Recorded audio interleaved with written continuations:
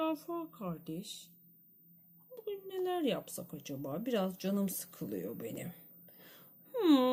Düşünelim. Başka hayvan dostlarımızın yanına gidelim mi? Çok iyi fikir. Hadi biraz da onları arayalım. Neredelermiş? Burada hayvan arkadaşlarımız varmış.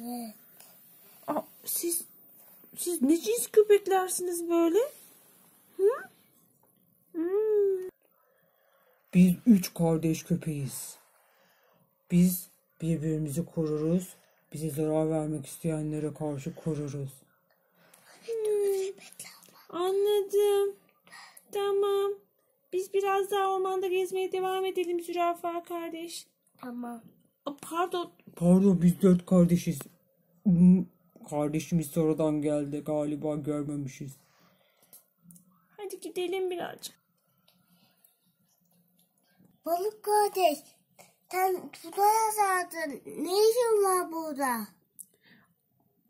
Su arıyorum. Su arıyorum. Bana yardım edin. Su bul bana. Bana su bulabilir misin? Arkamdan bindik dere var, oraya git. Tamam. Beni oraya atar mısın? Arkadaşım, burada bir de atlar gördüm. Gel. Bana benziyorlar bak arkadaşım. Evet. O kahverengi at. Sarı at. Siyah beyaz at. Bu bana benziyor. Merhaba dostum. Merhaba. Ne yapıyorsunuz burada? Gördün mü zürafa kardeş? Evet. Biraz otlanıyoruz burada. Siz de yemek ister misiniz? Tabii. Karnımız aç sabahtan beri. Kardeşim, burada bir de fil var. Evet. Ve onun yanında bir tane Oo, de. merhaba. Merhaba. Merhaba. Ne kadar siyahsın.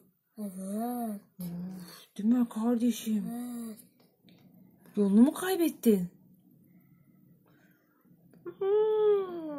Başka fil arkadaşlarımı arıyorum.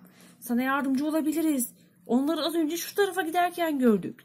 Ben de şu motorun orayı düzerken gördüm ben de. Teşekkür ederim yardımınız için. Hemen o tarafa gideyim. Tamam. Aslan kardeş, ne yapıyorsun burada tek başına? Beni yemezsin değil mi? Seni düşürdüğüm için özür dilerim. Ama beni yemezsin değil mi? Karnım tok, seni yemem ben. Ben de öyle düşünmüştüm zaten. Merhaba, ben Zafer, boyum çok adam. Seni de yemeyeceğim çünkü karnım tok. Tamam, duydum, tamam. Şanslı günümüzdeyiz arkadaşım. Evet. Hadi tamam, görüşürüz aslan. aslan. Görüşürüz aslan. Bir şey yapamam. Aman Allah'ım, bunlar da ne arkadaşım? Dinozor. Wow, keskin dişli bir dinozor. Tüm ihtişamıyla kuyruğu. Bir de yavrusu var burada. Hey, bir de Mert'in değil mi? Bize bir şey yapmazsınız değil mi? Korkudan titriyoruz.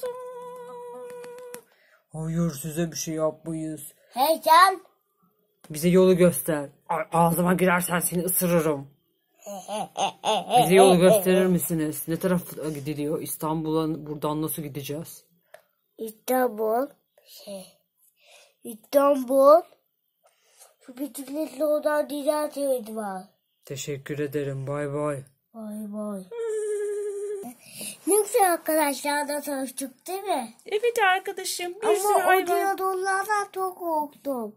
Neden arkadaşım? Çünkü onlar çok büyüktü. Bir de yiyecekler sandım.